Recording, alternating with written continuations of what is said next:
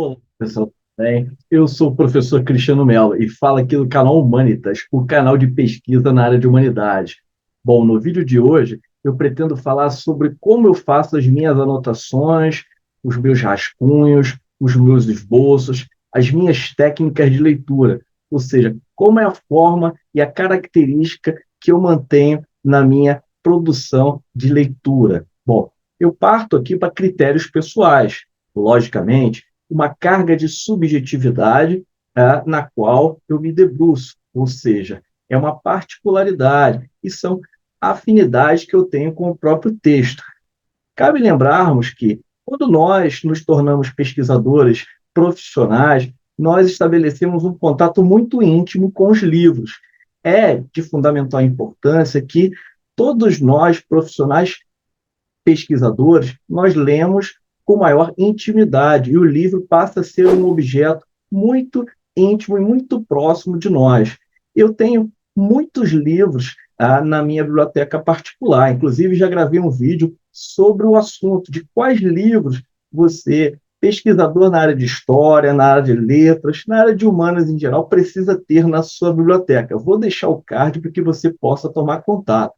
Bom, a minha rotina de leitura é uma rotina densa, ou seja, eu leio uma média de 400 a 500 páginas por semana, chegando a ler 4, 5 livros por mês.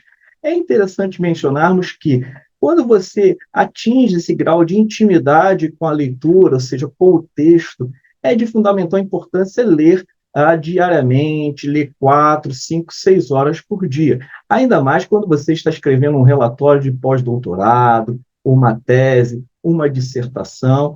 Então, você tem uma proximidade com a leitura muito próxima, ou seja, na produção do próprio conhecimento. Então, essa relação é íntima, ou seja, eu não digo assim, agora eu vou parar para ler um livro, eu vou parar para ler outro. Não, eu sempre estou lendo, seja nas consultas do dentista, na fila do dentista, na fila do banco, na fila até do comércio, viajando de ônibus, viajando de avião. Então, a leitura sempre se tornou uma rotina, ou seja, a leitura e a produção escrita também.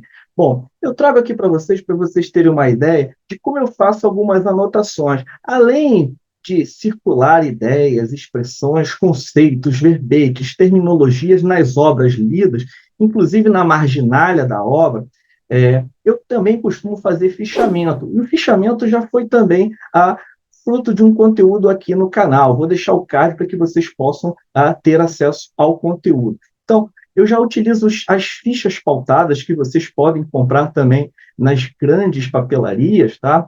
Existem de vários tamanhos. Bom, eu faço as anotações das obras que eu leio, as principais ideias, as citações diretas que eu pretendo utilizar, algumas expressões eu deixo entre aspas, coloco a página, sobrenome do autor, inclusive observando as regras e as normas da ABNT.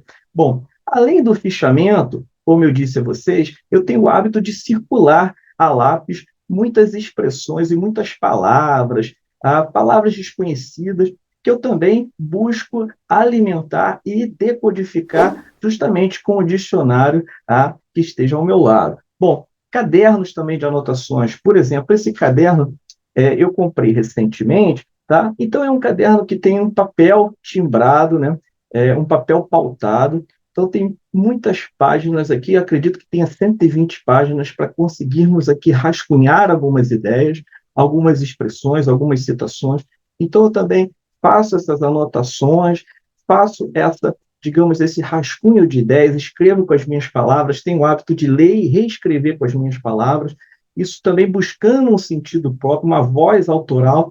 Cabe lembrar que são técnicas minhas, mas que vocês vão adquirir as suas também. Cada um de nós, pesquisadores, sejamos profissionais ou iniciantes, nós vamos adquirindo essas técnicas ao longo da nossa carreira acadêmica. E é de fundamental importância também termos um ambiente, um espaço de produção do conhecimento. Inclusive, eu já gravei um vídeo também sobre a questão do espaço, vou deixar o card para que vocês possam acessar o conteúdo. Eu utilizo justamente para essa questão do barulho, quando nós vivemos nas grandes cidades, né, nas grandes metrópoles, e o barulho é um empecilho, né, na vida de nós pesquisadores. Nós precisamos do silêncio, da concentração, da parcimônia com o texto, da dedicação e, acima de tudo, da disciplina. Então, eu aconselho, tá, esse tampão de ouvido da 3M. Eu utilizo com bastante frequência. Quando tem muito barulho me perturbando, eu preciso me concentrar mais na obra, justamente com uma xícara de chá, uma xícara de café, isso ajuda bastante também. Durante o meu sanduíche, o meu PDSE, que inclusive eu me debrucei, né, sobre o romance histórico, tive a oportunidade de ir a Portugal, fazer o estágio sanduíche, fui orientando da professora Zubira Tavares Coelho, uma professora especialista na literatura portuguesa. Eu tinha o hábito de anotar muitas das minhas ideias nessas folhas aqui timbradas da Universidade do Porto, como vocês estão observando. Tá? E colocava a página. Ó, eu guardo isso até hoje. Então, vocês estão observando aqui, né? Então, a folha, inclusive, é uma folha mais fina, tá? Uma folha de fácil anotação. Então, eu busquei aqui adicionar, inclusive, o nome dos autores, o nome das obras, justamente porque lá em Portugal, muitas das obras que não tinham nas bibliotecas brasileiras, eu encontrei nas bibliotecas portuguesas. Então, eu tive fácil acesso a essas obras e, logicamente, como eu não tinha condições de comprá-la ou ter que importar, ou às vezes comprar e pagar um preço muito alto, eu anotava parte dessas ideias para incorporar também na minha produção científica. Bom, é interessante também mencionar que alguns outros cadernos também fazem e fizeram parte da minha rotina acadêmica, e até hoje eu guardo eles. Então, são cadernos também de linhas, não é? Papel aqui bom para que possa servir de anotações. Então, justamente, quando nós anotamos, nós memorizamos muitas ideias. E é fácil lermos e também adquirir esse conhecimento e, ao mesmo tempo, encontrar esse conhecimento. Porque nós sabemos, existem diferentes modalidades de leitura. Existe aquela leitura que você está se dedicando a encontrar uma ideia do autor que te traz uma contribuição para que você encaixe no parágrafo, na citação do parágrafo. Existem aquelas também leituras que você está buscando, digamos, uma nota de rodapé explicativo, e você precisa encontrar aquela reflexão, aquela ideia. Existem leituras que você vai ler com mais profundidade. Existem leituras que você vai precisar, digamos assim, só fazer uma leitura montação, uma leitura bem breve, né? Uma leitura que você busque apenas as palavras-chave, alguns conceitos, e você faça uma leitura mais rápida. Bom, algumas modalidades de leitura eu não quero aqui comentar no vídeo, inclusive também pretendo fazer um vídeo sobre isso, que alguns teóricos da metodologia defendem essas modalidades de leitura. Eu acho fundamental nós discutirmos aqui no canal a questão das modalidades, mas eu quero falar um pouco dessa carga de subjetividade que faz parte da minha rotina de estudos, da minha rotina de leitura.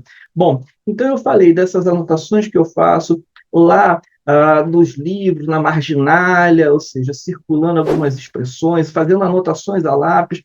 Inclusive, quando eu ia devolver os livros às bibliotecas, alguns bibliotecários chamavam minha atenção em relação à entrega do livro com anotações a lápis, orelha de burro, quando nós fazemos aquela orelhinha, né, para marcar o livro, justamente porque eu precisava anotar no próprio livro, e às vezes não tinha um material ali de fazer essas anotações, um caderno, uma ficha, e precisava anotar no livro.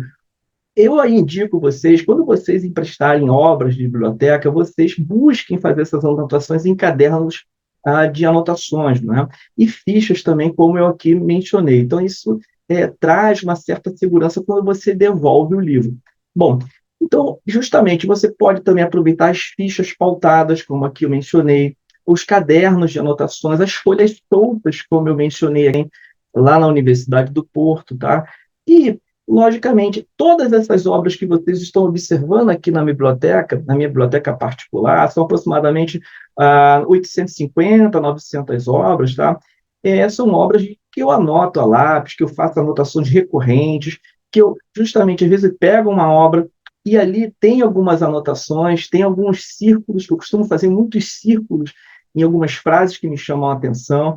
Então, a minha rotina é sempre muito íntima, muito carregada dessa questão subjetiva, né, de ler a obra, de identificar algumas ideias, de chamar a atenção para aquela reflexão do autor, fazer essas anotações para que eu não possa esquecer, porque nós sabemos, a nossa memória ela é traiçoeira, nós não podemos confiar na memória. O Mário de Andrade sempre dizia que ele tinha uma memória muito escassa, ele precisava fazer anotações, precisava rascunhar ideias, esboçar reflexões, inclusive conferências que ele chegou a escrever, e ele dedicava a escrita das suas, digamos, das suas anotações, das suas leituras que ele fazia. Então, é de fundamental importância uma rotina que nós temos sempre buscarmos, nós, pesquisadores profissionais e também iniciantes, uma leitura dedicada a uma leitura atenta, uma leitura de anotações, uma leitura que você busque recordar alguns conceitos, algumas terminologias, algumas passagens de alguns autores, escrever com as suas palavras, isso é de fundamental importância. Quando eu participava de um grupo de pesquisa, aqui eu trago um depoimento, lá na Federal de Santa Catarina, nós tínhamos um integrante do grupo NELIS, o grupo de Literatura e História, liderado pelo professor Adriano Duarte, que é do PET da História. Um desses integrantes, ele era gago, né? Então ele tinha dificuldade de pronunciar o que ele lia, ou seja, numa leitura mais, digamos, oralizada, né? De falar o que ele anotou e tudo, mas, de certo modo, nas anotações que ele fazia, eram anotações brilhantes, reflexões profundas, explicativas, analíticas, interpretativas, e nós ficávamos boquiabertos, todos os integrantes do grupo, porque, apesar dele ter uma voz um pouco, digamos, tímida em relação a ele ser gago, esse problema que ele tinha com a voz, mas na escrita ele tinha uma habilidade muito forte, ou seja, uma habilidade inerente a um pesquisador profissional.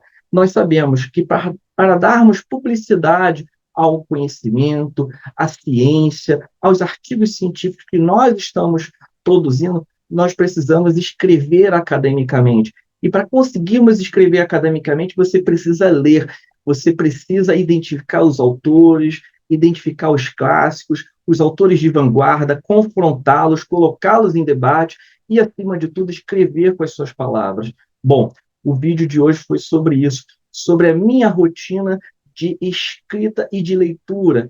Bom, eu sei que eu sei que o assunto é inesgotável, é um assunto que levanta o debate, levanta a troca de ideias, a troca de conhecimentos, e o canal Humanitas agradece a sua participação. Portanto, escreva os seus comentários sobre qual é a sua rotina de escrita, qual é a sua rotina de estudo e de leitura, acima de tudo, porque a leitura ela está relacionada diretamente com o pensamento autoral, a voz do autor.